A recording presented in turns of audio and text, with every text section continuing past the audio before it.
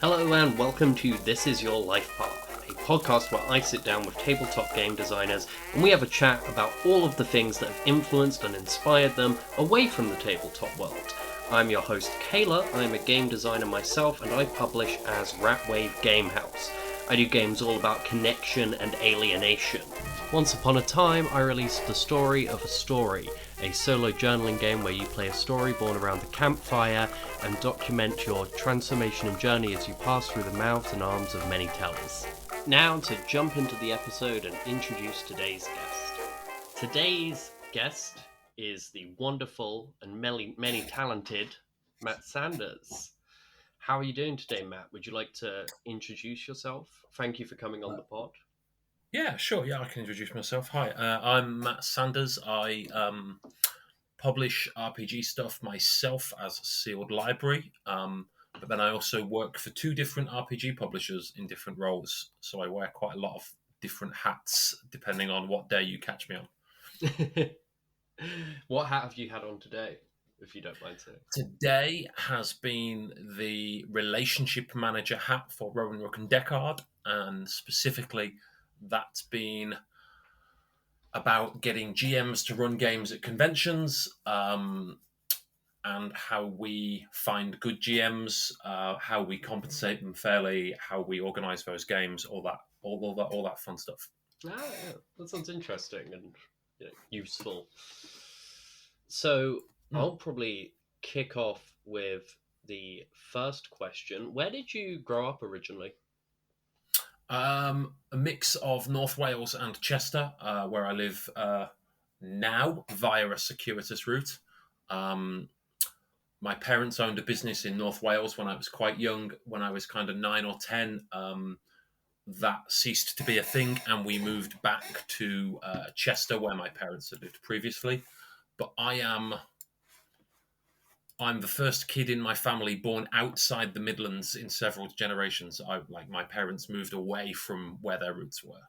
Ah, that's interesting. I was born in Chester, actually, but I moved out of there when I was 2, so I don't really have any memories of the place.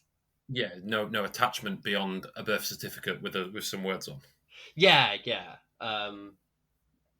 basically. When you were, what's Chester like to grow up in? And I guess what's North Wales? Because I guess 9 is enough of an age where, like, I also moved from where I moved to in the Midlands to Essex when I was like 8, and that's just enough of an age that I feel I have a bit of memories of before and after. Yeah. For me, I think Chester was always very limiting. Like, as soon as I was kind of old enough to take an active interest in stuff like music or art or games or anything like that, Chester was really a small town with not much to offer, and I spent most of my time and resources trying to be elsewhere. And then it's been quite a process to come back here in my 30s and discover actually I quite like a lot of things, but Chester is now that I'm older and more independent and my priorities have shifted. Yeah, no, that is really interesting. Do you feel like that sense of coming back to a place and reevaluating your relationship with it, do you think that is something that has informed your work at any point?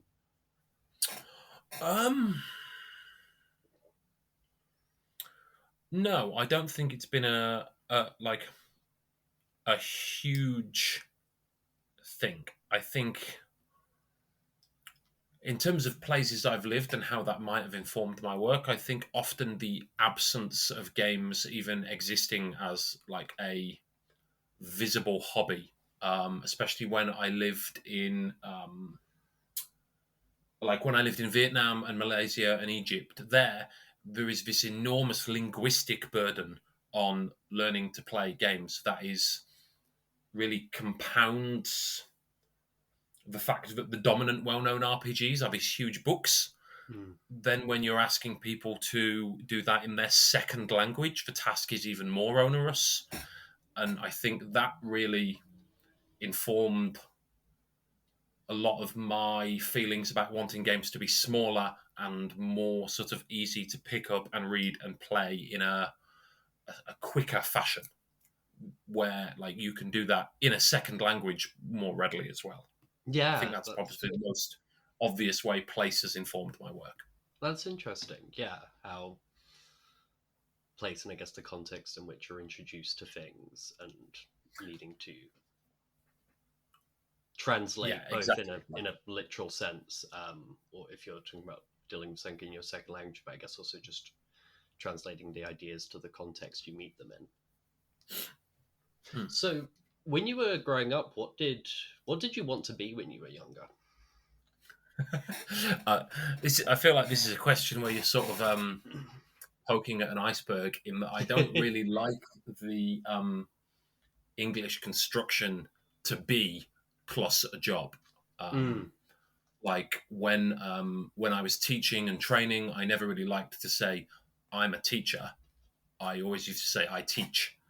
Um, like I don't like that construction where you link identity to the job. Um, and I'm able to articulate that as an adult, but even as a kid, I was always like, well, what do you mean? What do I want to be? Like, why do I have to do one thing? Um, so for me, that's a very limiting construction, and I know that that idea really goes back to when I was a kid. I sort of didn't really grasp the idea of choosing one thing to be. Um, and that's been borne out over my life. I've done a bunch of different things, and I think that probably won't cease. that's yeah, that makes a lot of sense. I think I was talking to like my therapist recently, and I guess talking a lot about like the idea of feeling like I was not yet who I was supposed to be or whatever. And I was saying like, but I'm aware that's just me carrying loads of baggage because I don't actually believe that any job I do will define me. I don't even necessarily believe that even the way I express creativity, because I've expressed that in lots of different ways, is this thing. It's just this sense of baggage I'm carrying. And Yeah, yeah, exactly. I also do think that that's a really wanky answer to what did you want to be when you grow up is to give this sort of like, highfalutin conceptual philosophical answer. But like that feeling of not sort of liking that construction definitely went right back to me as a kid, not knowing how to answer that question to when an adult asked me to now me being able to give a more like developed answer. yeah, no, that makes complete sense. Like that deep held sense of unease with that. Hmm. Um, so yeah, what are some of the things you've done? Because I know you, and you just mentioned having done teaching, to say that rather than having been a teacher or whatever. What other things have you done throughout your life? Well, so I think a lot of people that meet me are surprised, especially at this stage in my life, are surprised that my degree was in marketing or brand management specifically, and that's what I did after university. Was I worked in marketing and account management.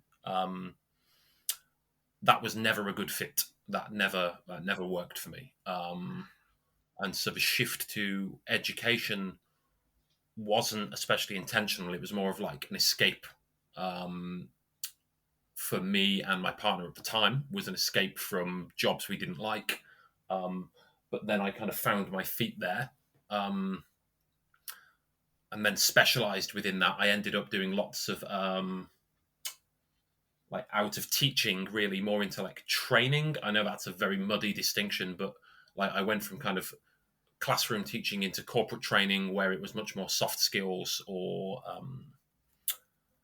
like with language mixed in there in a corporate environment, and that was quite different. I'd class it as two things, like how I started out in education and how I finished were quite different roles. Mm, Um,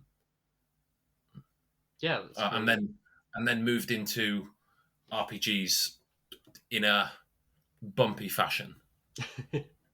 So maybe this is me tying things together in a way that feels too neat, and please reject what I'm about to say if you do. It does feel like even marketing as a bad fit is in some ways about communication. Teaching, in a lot of senses, about communication, and then as a game designer, a lot of what you do is about communicating certain ideas and possibilities.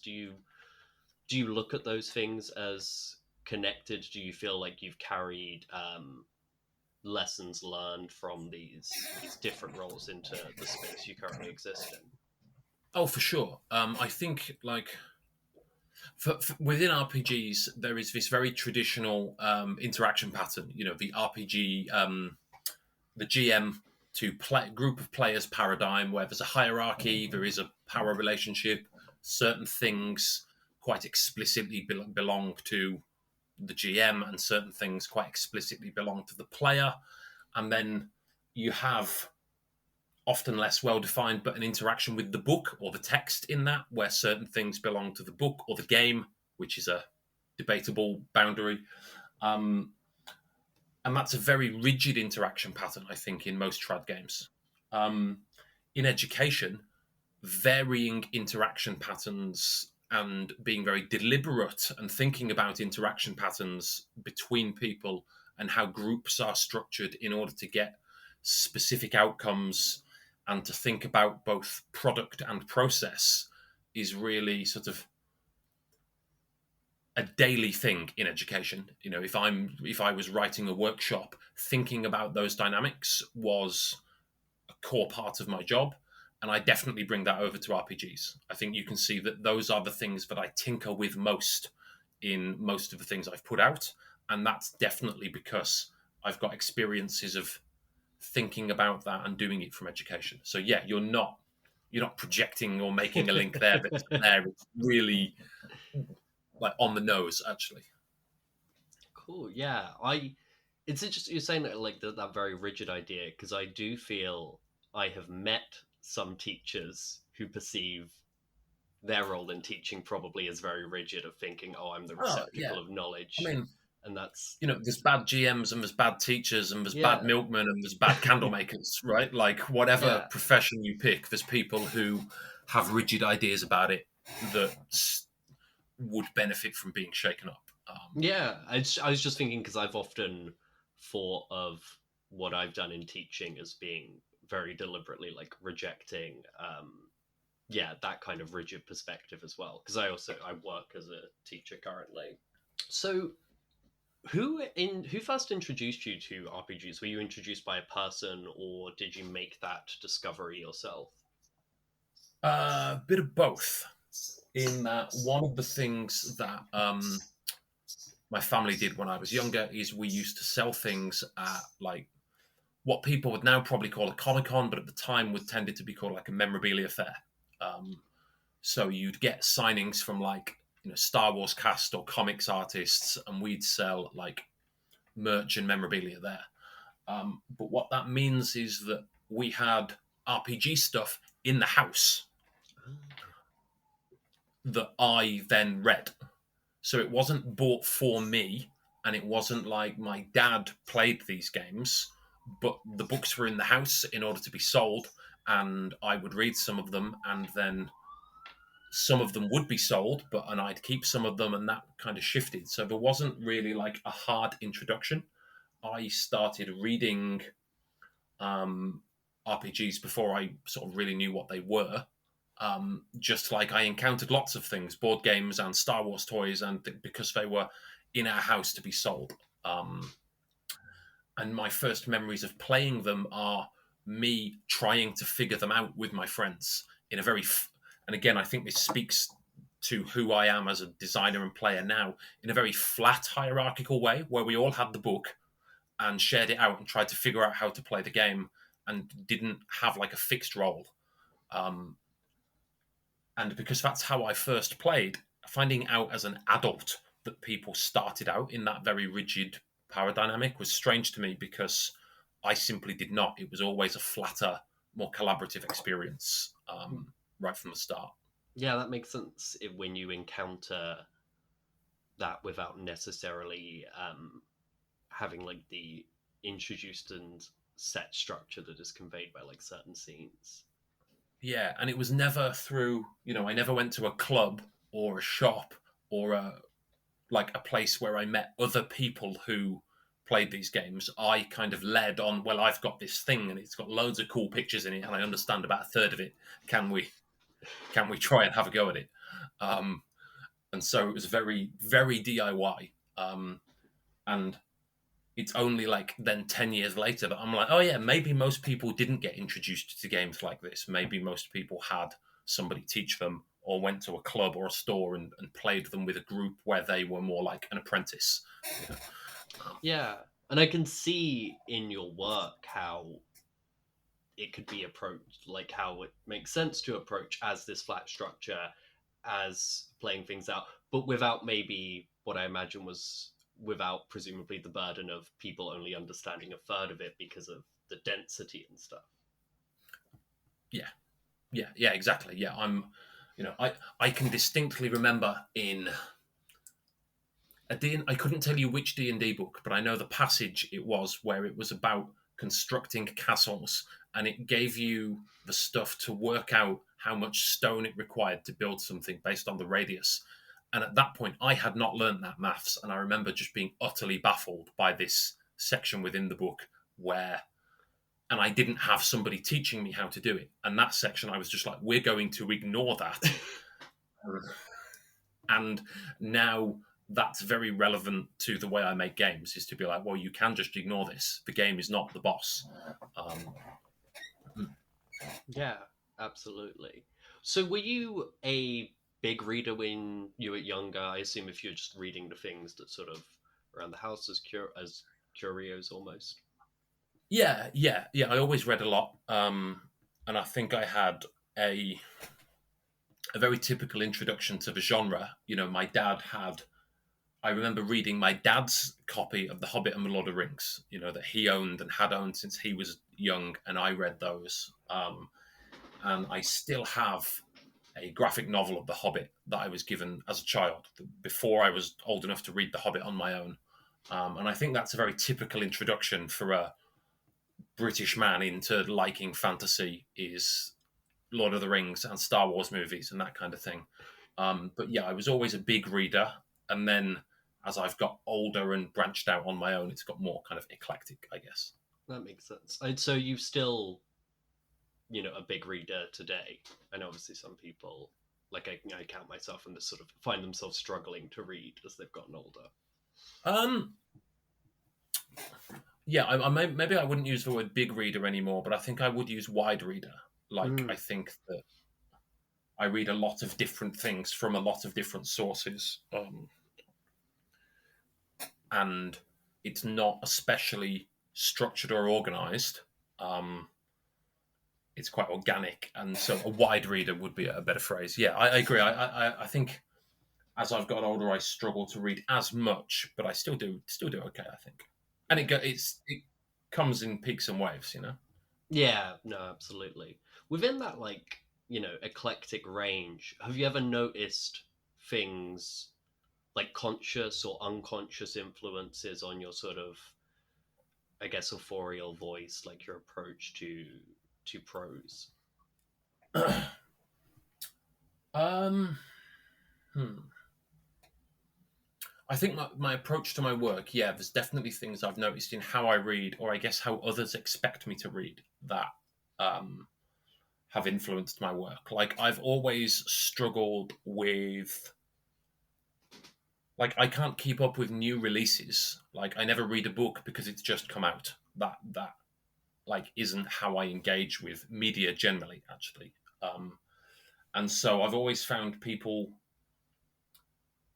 like when I first moved back to Chester, I tried going to this library book club, but everybody just wanted to talk about new releases, and I found it utterly alienating because I hadn't even heard of the books, because I just didn't engage with it like that. And I've never really got along with the idea of like established canons of, oh, you have to read this because it's an important work. I've always been like, well, why? I'm not interested in it. And I think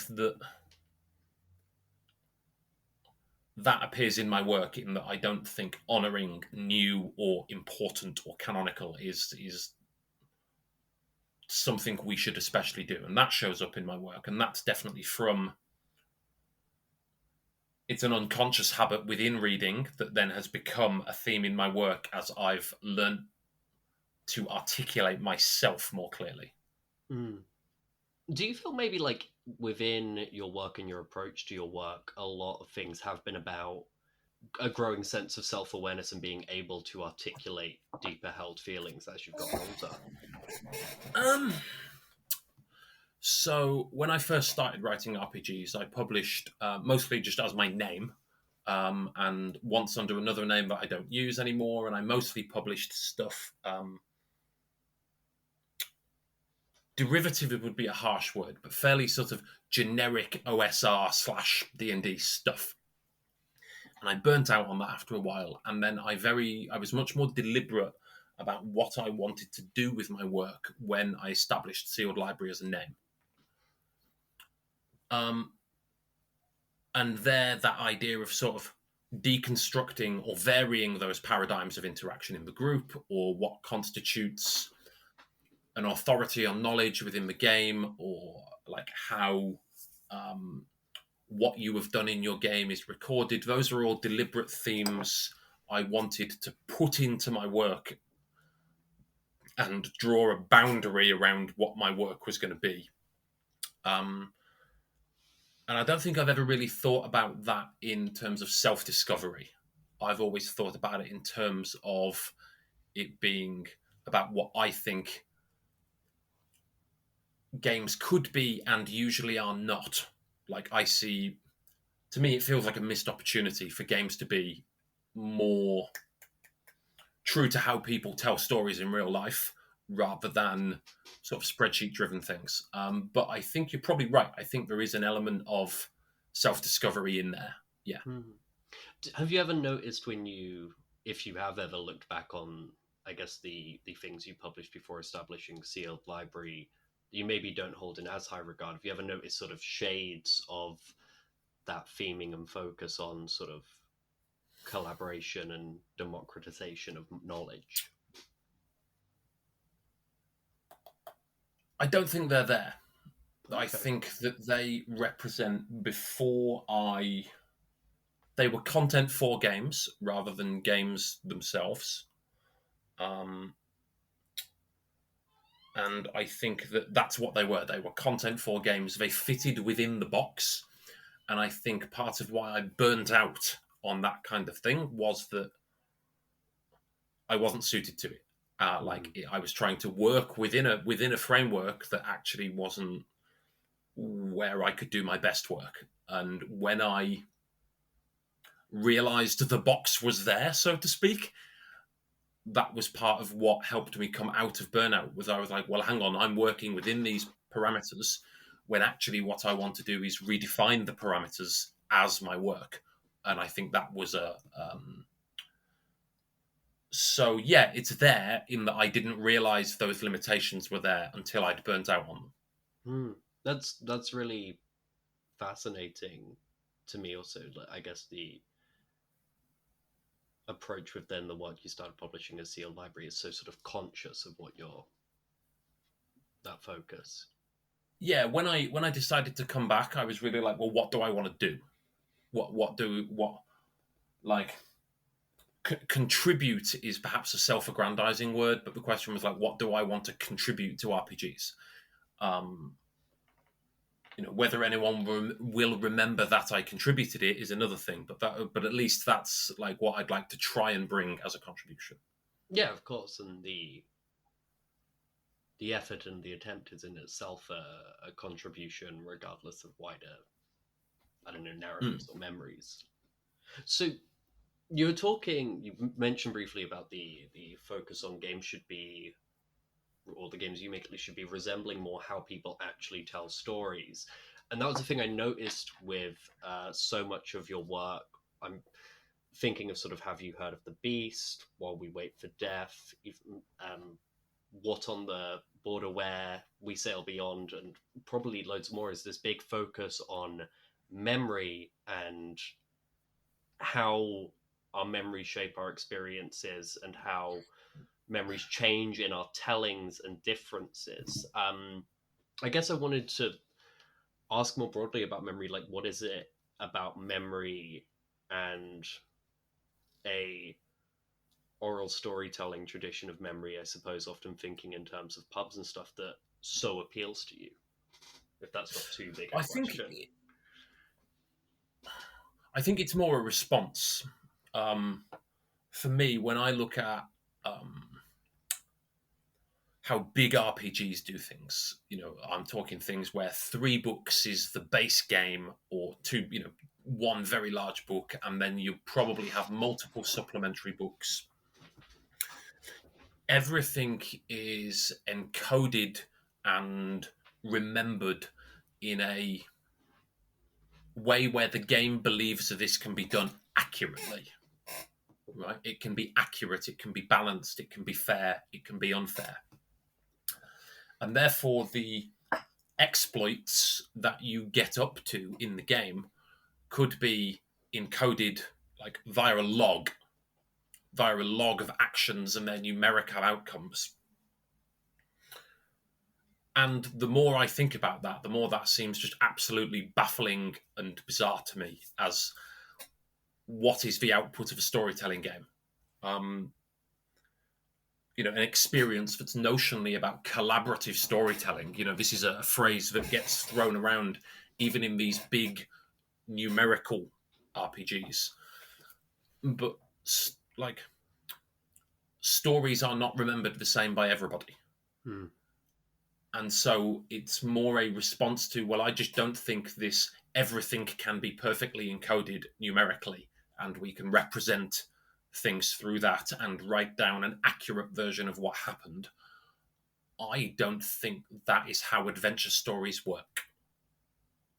I Yeah, I think agree. adventure stories are embellished and misremembered and forgotten and recombined, and that's how adventure stories are in the real world. Not even just in oral literature, in written form as well. I don't think that if you read about the exploits of somebody you might consider adventurous, like a Burton or a Speke or a Livingston, the idea that their diaries as a primary source are an accurate record of what they did, are they bollocks? No. Right? Like, they're absolutely filtered through one person's lens of how that was done. And that's what I think games are more fun as, is like an actual storytelling experience. And part of that is looking back and saying, well, okay, how are we telling this story now? How are these things remembered? Yeah. I mean, So, I'd maybe think that that's almost true of all sort of stories and experiences in a way. I know I feel lately I've been doing a lot of like looking back over my own life and piecing together things past like sort of blurry spots and asking other people's accounts of things they remembered and experienced. And I'm realizing that like, I don't know, even the perception I have of my own life is not an accurate log. Like even that is an impossibility at the most sort of inner level. yeah. And even when you learn something about yourself, it can recontextualize a memory Mm. where the actual events have not changed. Because obviously, not the events have transpired, but what you feel about those events or what you think they meant can shift. Um, and that's very true of adventure stories as well, right? Like, and I want them to reflect that. I want them to be stories rather than these sort of like spreadsheet driven number crunching things. And so, memory and oral storytelling are, I'd say, outcomes of that response to games that encode as a log. Yeah, that makes, yeah, that's just super fascinating. I guess jumping here to just a completely different topic, but I guess going through my list. Does music play much of a part in your process? Do you find yourself writing to music? Do you need to write in silence or to things that are undistracting? Or do you ever find yourself like trying to key into certain emotions or feelings? Um, I need to work in an environment with stimuli. So I can quite happily work in a busy coffee shop, for instance. If I'm at home, I share an office space with my wife, and so generally speaking, if we're both in it, that's sufficient. But if I'm on my own, I absolutely have music on. But that's more about establishing like a baseline level of stimuli that means I can focus. I think the only thing I've released where music played uh, a very active, conscious part in the process was the Ballad of Johnny Candlefingers, um, where the clue is in the name. There's a ballad involved notionally, and deliberately trying to have some influences for a fictional ballad was the only time I'd say music has played a very active part in the work, where I've looked for relevant musical influences, both obvious and less obvious, for that project. And I assume that relates to like the act of balladry there and how things shift and vary in those retellings. Yeah. But also in a typical kind of lack of respect for genre, lots of the stuff in that wasn't ballads. It was more about, well, this has no genres, only vibes. I think was perhaps kind of captures some of that, but it was much more about things. Me finding things that I felt captured some of the setting or the feel of the setting that I wanted to get in there. Yeah. Yeah, no, cool. How much does sort of visual art inform your writing during the development process? Like in a lot of sealed library games, you work with a lot of sort of public domain art. I was wondering, when you begin that sort of gathering process, is it often after the writing is complete and you have an idea of what is going to complement, or is it a intermingled process? Um, it's the other way around. It's that what I want sealed library to be informs the visual art and the process of getting to it. So this deconstruction of process was a very significant thing to sealed library, and therefore I also wanted deconstruction to be a significant part of the look. And I very deliberately early on I made a list of this kind of thing. So I wanted it to, like, illuminated manuscripts are often the kind of most revered, most precious texts that we have. And essentially, I sort of wanted to smash together a bit of that with a DIY kind of punk zine look. Um, and there's deliberate things underlying that, like, okay, that's about disrespecting this canonical work. The idea of cutting up an illuminated manuscript is now heresy.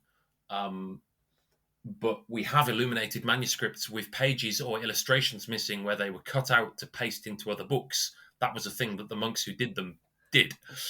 And then that kind of punk zine aesthetic of recombining things, like very lo-fi, I wanted to be present.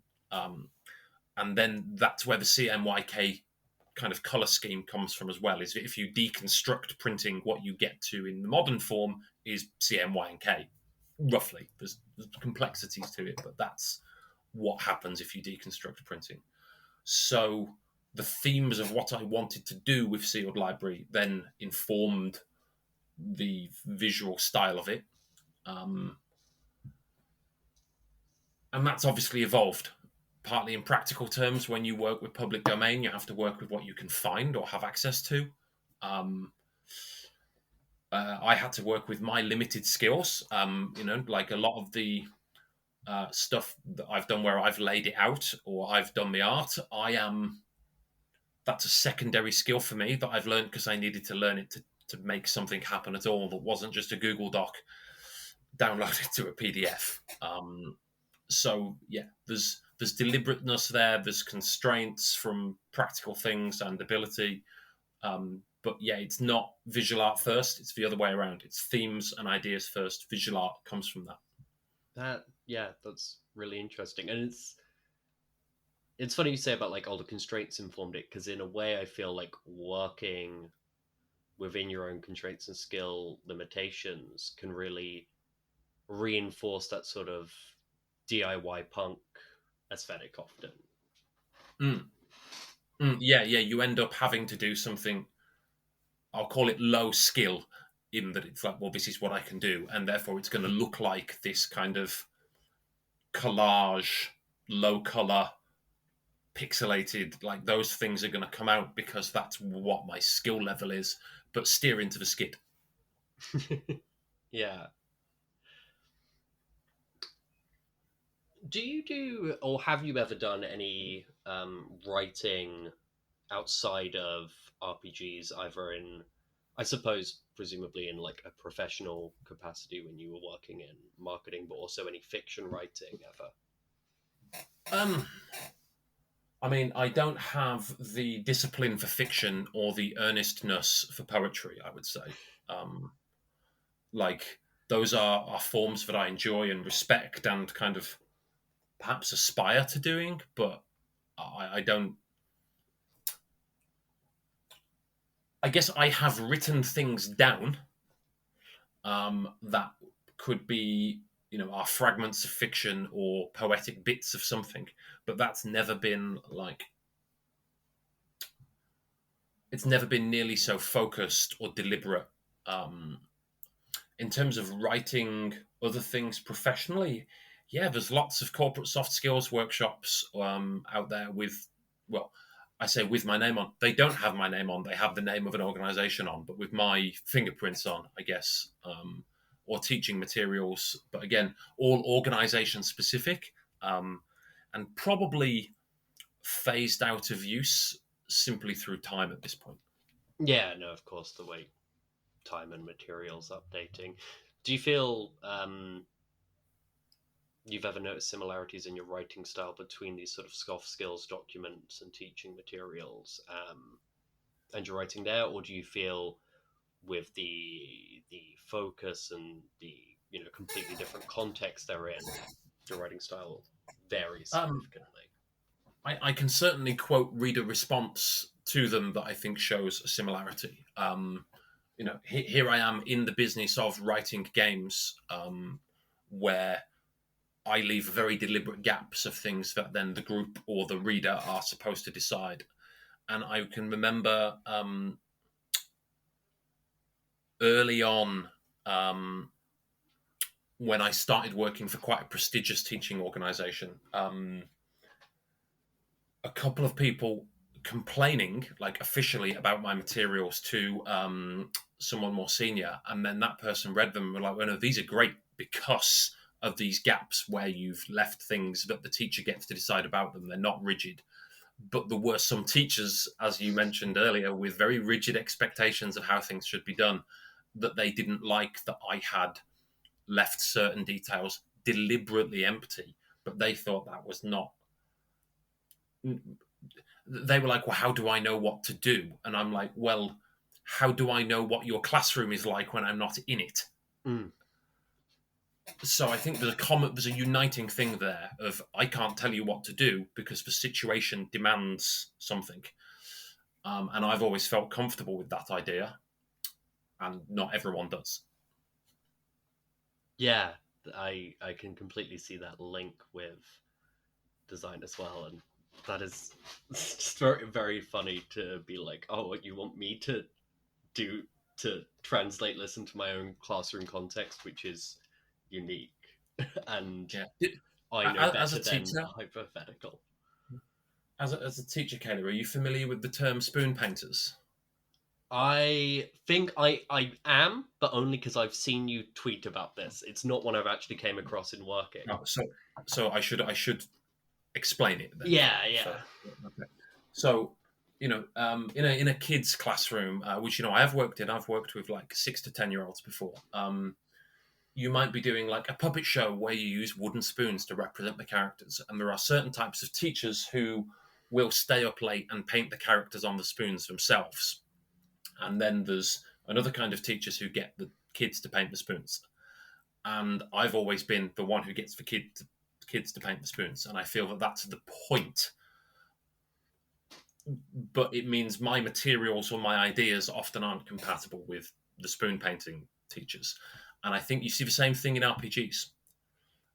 There's that GM who's got this binder where it is written down what the bandit on the highway in the woods has got in his pocket, you know? And I could not work with that. I would just decide. And there's very you can't be both. You can't be both of those things equally. You are more one side of that. Yeah, I remember when I was first doing teacher training, some early feedback I got from observations was you are doing too much. And it came from a place of insecurity of me feeling like, oh, I need to show I know what I'm doing. I need to be doing constant things. And it meant, I don't know, at least in my opinion, I don't think I was serving the needs of the classroom. I was trying to assuage my own insecurity and, Mm.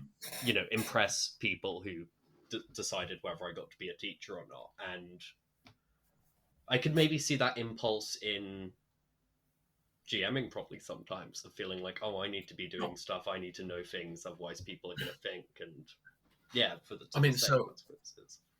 I've had this discussion before where we've talked about, well, our resources for teachers or for students, our worksheets for teachers or for students. And a lot of teachers would tell you that they're for students, and I completely disagree. They're often there for the teacher to act as a crutch or to help deal with an insecurity or provide stability and a framework for them to navigate the classroom. Same thing's totally true in RPGs. Are pre-written adventures for players or for GMs? Obviously it's for GM that reads them, but the players often have no idea whether the content they encounter has come off the page or out of the head. Like they're not and therefore you can remove them. The right person can remove a pre-written thing or a prescribed system from they don't need the book if it's in their head, or they've got the tools to pull it out of their head. I think that idea translates very well across the two fields. Yeah. And assuaging insecurities is absolutely a huge part of it. Yes. No, And there's nothing wrong with that as well. Like, yeah.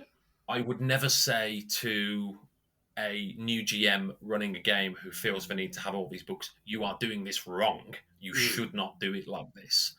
I would say to them, are you sure you need this? Perhaps you don't have to do it like this. Perhaps there is an easier way that will take up less of your time and even perhaps be more fun. Like, it's not a right and wrong thing. It's a what. It comes back to a phrase you used: serving the needs of the classroom, serving the needs of the people, serving the needs of the group and the people in it. Yeah. And I suppose, obviously, within a games playing context, the focus always should be coming back to like what's making sure everyone has fun, which is a slightly different but similar focus with a classroom, where it's going back to like what's helping this class learn. Where I suppose in a classroom there's more. It is more correct to get out of your own way and get over things because I don't know. There's need that. Whereas in a game, it's like you're also a player. Your fun also matters. If prepping helps you not feel like horribly anxious the entire time, sure, go for it. But consider other possibilities. So, what are you working on at the moment as for Sealed Library? I suppose because obviously you wear so many different hats. I'm about to launch a Kickstarter for Daggers, Ditches, and Dangerous Things, which I eventually decided not to call D&D. I resisted that temptation and instead mostly referring to it as 3D. I thought D&D was too on the nose, too lawsuit friendly. Oh yeah, there is that. And that is a tiny, as in single sheet of A4 fantasy adventure system. If it does well enough, it will be the world's smallest 3-book RPG, in that there will be a player's book, which is one sheet of A4 folded in half, a monster book, one sheet of A4 folded in half, and a DMG, a Dungeon Master's Guide, that's also one sheet folded in half. That's wonderful. Those two things are kind of the two extra things. The Monster Manual and the Dungeon Master's book are stretch goals, but like I think I'll probably get there, and it'll be the smallest 3-book RPG in existence. I've seen some of the previews you've posted on Twitter and things, and it looks like a really gorgeous game. Yeah, I mean, I worked with M.A. Gox on We Sail Beyond and Have You Heard About the Beast, and those are visually the things I've done that I liked the most, because I felt like he got sealed library and took the ideas and ran with them to a place I never could have got them to. And so with this, it was such an obvious thing to go back to him. I would struggle to work with another artist or layout person, I think, at this point, simply because he gets it. Mm. That feels like such a So fulfilling partnership. yeah, exactly. And when I released We Sail Beyond, some people even said, "Oh, this is such a good pairing of people, like, to make this thing." And I was like, "Yes, it is." That was very very pleasing. And I didn't want it to. In doing a single sheet of A4, I didn't just want it to be a dense wall of text, Yeah. because in that compression into doing a system in a single sheet of A4, it would be very easy to be like, well, hey, here's 2 columns of text on each side, and it's in size 6 font. Good luck with that. And I did not want that to be what happened at all. And I needed somebody who could make that happen.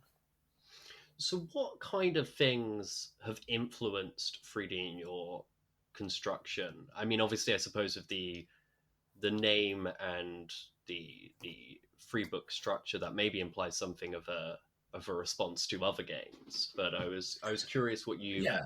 deliberately and maybe unconsciously been pulling on or been affected by. So I really like kind of low fantasy, where you are not like the greatest warrior that ever lived. You are some guy from a muddy village who goes out on some adventures that he can tell his friends about at the pub. And he might be the hardest guy in the village, but it's not that, like, you never reach the levels of being like a magical demigod. Um, and I like magic is dangerous, magic is unknown. I don't like magic. In a village, if there is a magic user, they're probably the weirdo. Yeah, yeah, They're not. It's not commonplace. Um, and so I guess from games that I enjoy, I think an obvious influence is DCC.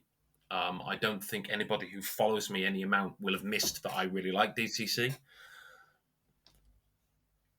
But also, DCC is a giant book you could wedge a door with, and I want to capture some of the kind of fun of that experience in a smaller format. And here, that's a very small format. Um, I can't recite it from memory, but there is effectively a small poem at the beginning of DCC about being a cut person, a reaver, that I would cite as this sets the tone for DCC in a way that I really like, and I want a game that does that with a smaller rulebook on the end of it. Then there's probably a very hard to credit list of blog posts from across places, some of which may not even exist anymore.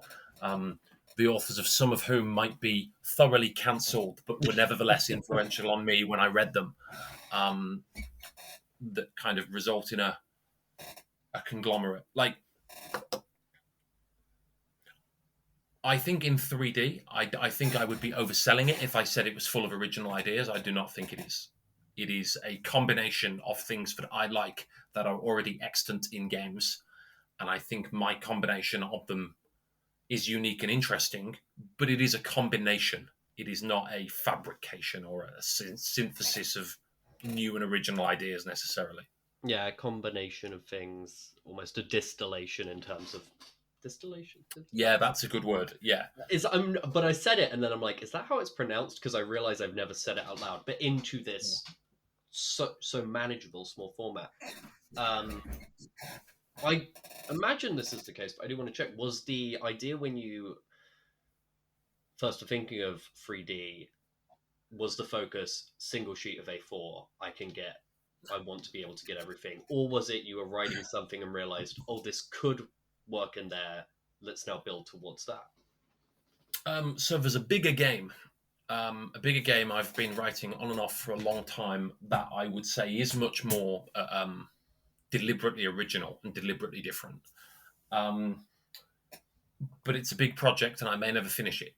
And I wanted to do a system.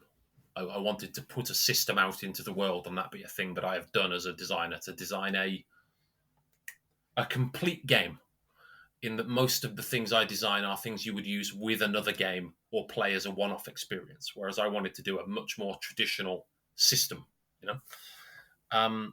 And so then I added this constraint of, okay, well, what if I take this project I've been working on, sort of, and say, well, hang on, now I've got to try and make this fit on a page of A4 so that I can finish it and release it in a meaningful way.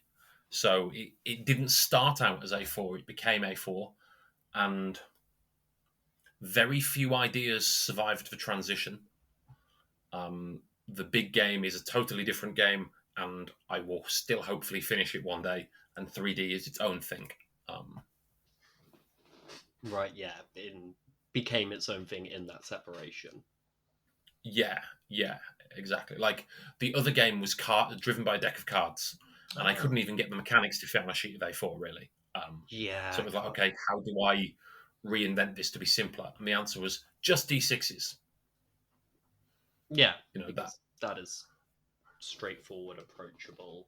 I think there's, with 3D as well, with the monster and kind of adventure toolkit book. I don't think Dungeon Master's Guide is really the right term, but the third book, the How to Run the Game book,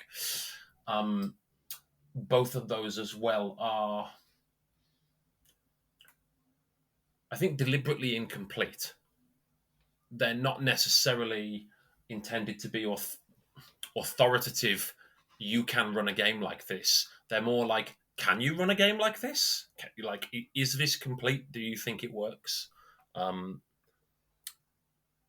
I think you could say that about 3D as well. It's so stripped back that I think somebody who has not played a lot of RPGs might find it very difficult to run, but also might find it very easy to run. That would be an interesting thing to see.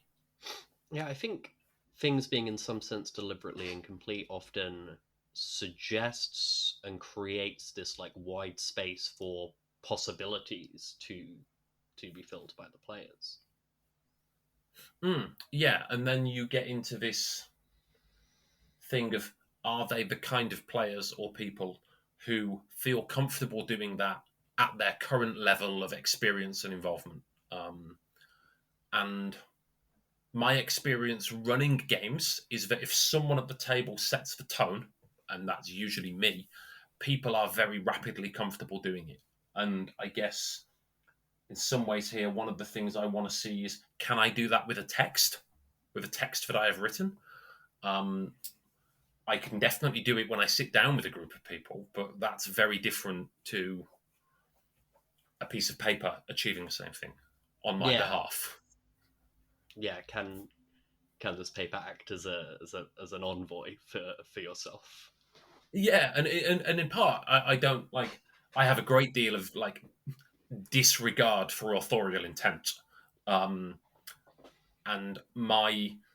therefore you end up with this weird circular goal of, can I teach this group via authorial intent to disregard authorial intent and do whatever the hell they want? Yeah. And that's a very contradictory thing, but it's where I've wound up. It's yeah, it feels like I was trying to think, isn't there something where like the eventual thing is an apprentice needs to like defeat a master, and then I'm like, I think that's the Sith. I think I'm thinking of the Sith. Yeah. I was like, I feel there's this so wise thing, and I'm like, nope, just the Sith. But yeah, the game is kickstarting, correct, this month? Yeah, it'd be kickstarting.